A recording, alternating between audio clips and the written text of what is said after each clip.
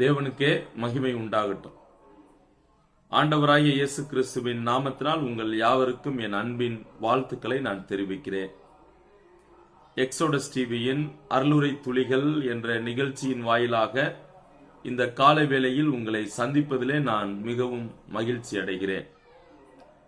இன்றைய காலை தியானத்திற்காக அப்போஸ்தலனாகிய பவுல் தீத்துவுக்கு எழுதின நிருபம் 2ஆம் அதிகாரம் 12வது வசனத்தை நான் வாசிக்க விரும்புகிறேன். அப்போஸ்தலனாகிய பவுல் தீத்துவுக்கு எழுதின நிருபம் 2ஆம் அதிகாரம் 12ஆம் வசனம். நாம் அவபக்தியையும் லௌகீக இச்சைகளையும் வெறுத்து தெளிந்த புத்தியும் நீதியும் தேவ பக்தியும் உள்ளவர்களாய் இவ்வுலகத்திலே ஜீவனம் பண்ணி என்று நாம் வாசிக்கிறோம். சரி, இந்த வசனம் 11வது வசனத்திலிருந்து தொடர்ச்சியாக வரக்கூடிய வசனங்கள், 11வது வசனத்திலிருந்து 15 வரைக்கும் உள்ள வசனங்கள் ஆண்டவராகிய இயேசு கிறிஸ்துவை குறித்து பேசக்கூடிய பகுதிகள். சோ இந்த பகுதியோடு உள்ள ஒரு உறவில் தான் நாம் இந்த வாசித்த வசனத்திலிருந்து நாம் சிந்திக்க இருக்கின்றோம். சரி, நாம் இந்த வசனத்தை சிந்திப்பதற்கு முன்பதாக ஒரு சில பின்னணிகளை நாம் சிந்திக்கலாம். அப்போஸ்தலனாகிய பவுல் தீத்துவுக்கு இந்த நிருபத்தை எழுதினார்.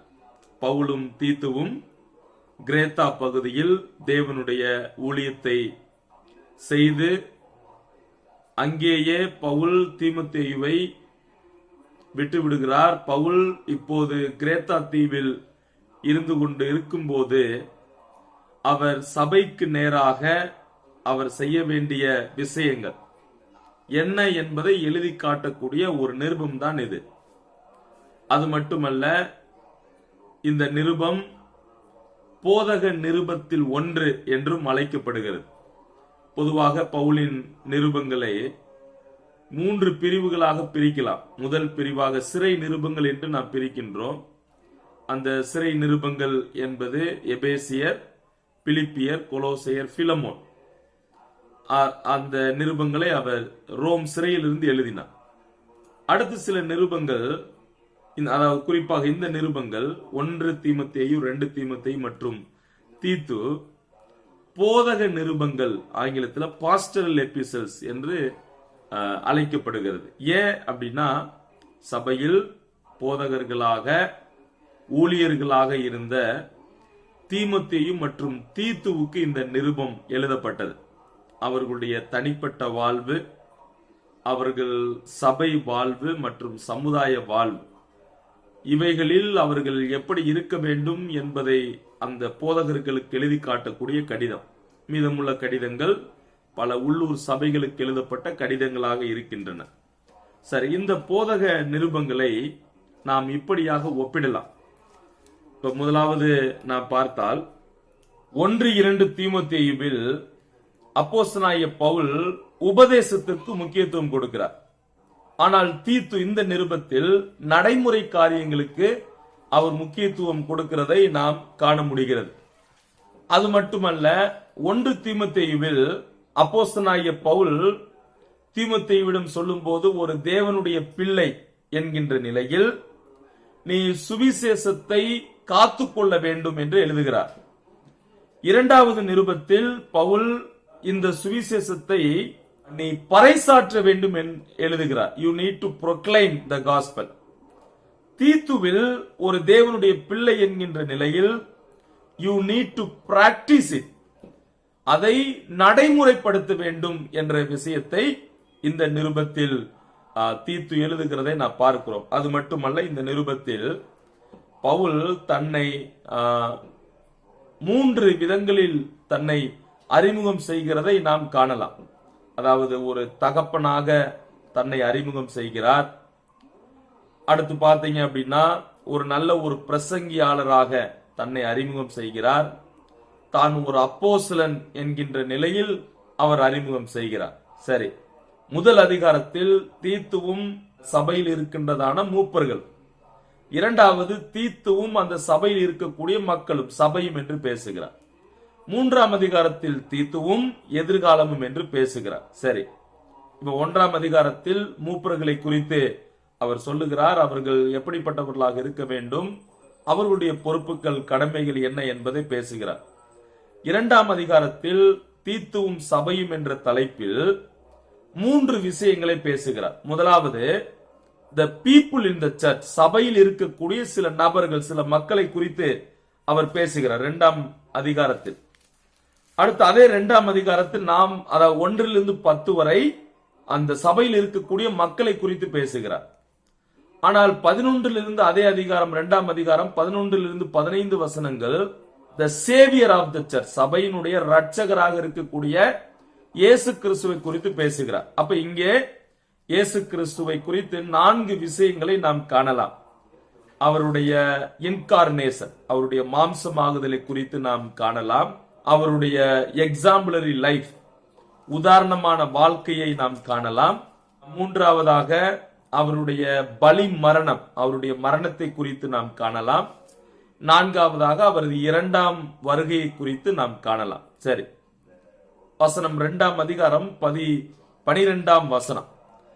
நான் வாசித்த அந்த வசனத்தில் 3 தோற்றங்களை நாம் காணலாம். we can see 3 aspects. so 3 தோற்றங்கள். அந்த தோற்றங்கள் என்னென்ன அப்படின்னு கேட்டா, ஒன்று செல்ஃப் வேர்ட் ஆஸ்பெக்ட், அதாவது நமக்கு நேராக அல்லது எனக்கு நேரான தோற்றம். நான் எப்படி இந்த உலகத்தில் வாழ வேண்டும் என்பதை அவர் பேசுகிறார். so it is the self word aspect. 2வது தோற்றம் மேன் வேர்ட் ஆஸ்பெக்ட், அதாவது பிலீவர்ஸ் ரிலேஷன்ஷிப், அதாவது ஒருவரோடு ஒருவர் உள்ள அந்த ஒரு தொடர்பு அல்லது உறவு எப்படிப்பட்டதாக இருக்கணும் அப்படின்னு சொல்றார் தோற்றம். 3வது காட் வேர்ட் ஆஸ்பெக்ட், அதாவது தேவனுக்கு நேரான தோற்றம். சோ இந்த 3 தோற்றங்களை தான் தீத்து 2ஆம் அதிகாரம் 12வது வசனத்தில் எழுதுகிறார். இப்ப அந்த வசனத்தை நீங்க கவனிக்கலாம். நாம் அவபக்தியையும் லௌகீக இச்சைகளையும் வெறுக்க வேண்டும். சோ இந்த உலகத்தில் நாம் எவ்வாறு வாழ வேண்டும்? 3 விதமான உறவுகளோடு நாம் வாழ வேண்டும். என்னென்ன உறவு? ஒன்று, எனக்கு நானே நான் எப்படி வாழ வேண்டும், பின்பகுதியில சொல்ற. 2வது மற்றவர்களுக்கு நேராக என் வாழ்வு. 3வது தேவனுக்கு நேரான என் வாழ்வு. சரி, அப்ப அந்த வாழ்வுக்கு நாம் என்ன செய்ய வேண்டும்? அவபக்தி, லௌகீக இச்சைகளையும் வெறுக்க வேண்டும். சரி, அப்படி வெறுத்து விட்டு 3 தோற்றங்களின்படி நாம் வாழ வேண்டும் என்று சொல்லுகிறார். முதலாவது தோற்றம், அதாவது முதலாவது ஆஸ்பெக்ட், த செல்ஃப் வேர்ட் ஆஸ்பெக்ட், எனக்கு நானே அல்லது நமக்கு நாமே எப்படி வாழ வேண்டும்? we are to live soberly. we are to live soberly. நாம் எப்படி வாழ வேண்டும்? நமக்கு நேராக அல்லது எனக்கு நேரே. முதல் விஷயம், தெளிந்த புத்தியோடு வாழ வேண்டும். சரியா? we need to be sober minded. தெளிந்த புத்தியோடு வாழணும். நீங்க இந்த போதக நிருபங்கள்ல தெளிந்த புத்தி அப்படின்ற வார்த்தை கிட்டத்தட்ட 10 முறை பயன்படுத்தப்பட்டிருக்கிறதை நாம் காணலாம். ஆங்கிலத்துல sober minded, அதாவது 10 times the word sober minded is used in pastoral epistles. 10 முறை பயன்படுத்தப்படுகிறது. சரி, what is the meaning of sober minded? தமிழ்ல தெளிந்த புத்தி அப்படின்னு பார்க்கிறோம். சரியா? தெளிந்த புத்தி அப்படின்னா என்ன அப்படின்னு கேட்டா, keep your mind steady and clear. சரியா? what is the meaning of sober minded? sober minded means keep your mind steady and clear. தமிழ்ல எப்படி சொல்லலாம்? நம்முடைய மனதை உறுதியோடும் தெளிவோடும் வைத்திருப்பது, அதுதான் தெளிந்த புத்தி என்று அர்த்தம். அதாவது இந்த தெளிந்த புத்தியோடு வாழக்கூடியவர்கள் அல்லது the people who keep their mind steady and clear, அப்படி வைத்திருக்கிறவர்கள், their purpose will be clear. அவர்களுடைய நோக்கம் தெளிவா இருக்கும். அடுத்து அவர்களுடைய இலக்கை அவர்கள் அறிந்து கொள்வார்கள். அவர்கள் அதாவது உபதேச ரீதியிலும் doctrinal matter and also the personal life, church life, family life. So இந்த வாழ்வுல அவங்க ரொம்ப ஸ்ட்ராங்கா இருப்பாங்க, ரொம்ப உறுதியோடு அசைக்கப்பட முடியாமல் அவங்க இருப்பாங்க, தெளிவாக உறுதியோடு இருப்பாங்க. அப்ப எனக்கு நானே நமக்கு நாமே நாம் எப்படிப்பட்டவர்களாக இருக்க வேண்டும்? செல்ஃபோட ஆஸ்பெக்ட்ல we are to live soberly, நாம் தெளிந்த புத்தியோடு வாழ வேண்டும், தெளிந்தவர்களா இருக்கணும். இரண்டாவது the man word aspect, அதாவது மற்றவர்களுக்கு நேரான தோற்றம். அங்கே அப்போது அந்த சூழ்நிலை நாம் எப்படி வாழ வேண்டும்? we are to live righteously, we are to live righteously. Tamil பைபிள்ல பாருங்க, நாம் எப்படி வாழ வேண்டும்? நீதியோடு வாழ வேண்டும், நீதியோடு வாழ வேண்டும். இந்த righteousness அப்படின்ற வார்த்தை பாத்தீங்கன்னா இதனுடைய அர்த்தம் டு பி ரைட் அப்படின்னு அர்த்தம். சரியா? righteous அப்படின்னா டு பி ரைட், சரியா இரு, சரியானவர்களாக இரு. எப்படி? எஸ்பெஷலி இன் எ மோரல் வே, நம்முடைய நீதி நெறிமுறை வாழ்க்கையில் நாம் பரிசுத்தம் உள்ளவர்களாக, அதாவது குறைவில்லாதவர்களாக வாழ வேண்டும் என்பதை குறிக்கிறது. அது மட்டுமல்ல, acting in accord with the divine, தேவனுடைய ஸ்பாவத்தை போல வாழ்வது. சரி, அப்ப நாம் மற்றவர்களுக்கு முன்பாக மற்றவர்களோடு நாம் வாழ வேண்டிய விதம் எப்படி அப்படின்னா, நாம் நீதி உள்ளவர்களாக வாழ வேண்டும். இது இரண்டாவது தோற்றம். த தேர்ட் ஆஸ்பெக்ட், மூன்றாவது ஆஸ்பெக்ட் என்ன அப்படின்னா, காட் வேர்ட் ஆஸ்பெக்ட், தேவனுக்கு நேரான அந்த தோற்றம், அந்த ஒரு உறவு முறை. எப்படி வாழ வேண்டும்? we are to live godly, we are to live godly. தேவ பக்தியோடு நாம் வாழ வேண்டும், தேவ பக்தி. ஓகே, godliness, godly அப்படின்னா என்ன அர்த்தம்? It is very simple. God likeness, அதாவது அவரை போன்றதான குணங்களோடு வாழ்வது.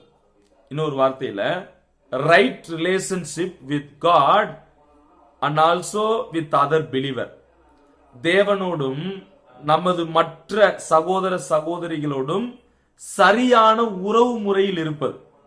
அதுதான் காட்லினஸ் அப்படின்ற வார்த்தையினுடைய அர்த்தம். சரி, அப்ப இந்த காலை வேளையில் நாம் இந்த உலகத்தில் வாழக்கூடிய நமது வாழ்வு, உறவு முறை, தோற்றம் 3 நிலைகளில் இருக்க வேண்டும். சரியா? எப்படி? ஒன்று, எனக்கு நானே அல்லது நமக்கு நாமே எப்படி இருக்க வேண்டும்? இந்த உலகத்தில் நாம் அவபக்தி லௌகிக இச்சைகளையும் வெறுத்து தெளிந்த புத்தியுள்ளவர்களா நம்ம வாழணும். அதாவது நாம் நம்முடைய நோக்கம், நம்முடைய இலக்கு, நம்முடைய உபதேசம், நம்முடைய தனிப்பட்ட வாழ்வு போன்றவற்றை அறிந்து அதில் உறுதியோடு தெளிவோடு இருக்க வேண்டும். இரண்டாவது விஷயம், த மேன்வேர்ட் ஆஸ்பெக்ட், மனிதனுக்கு நேரான உறவு. we are to live righteously, நாம் நீதியுள்ளவர்களாக நாம் வாழ வேண்டும். தேவன் என்னிடம் எதிர்பார்க்கக்கூடிய அந்த பரிசுத்தமான வாழ்வின்படி நான் வாழ வேண்டும். மூன்றாவது, காட்வேர்ட் ஆஸ்பெக்ட், தேவனுக்கு நேரான என் தோற்றம், என் வாழ்வு எப்படி இருக்க வேண்டும்? we are to live godly, நான் தேவ பக்தியோடு வாழ வேண்டும்.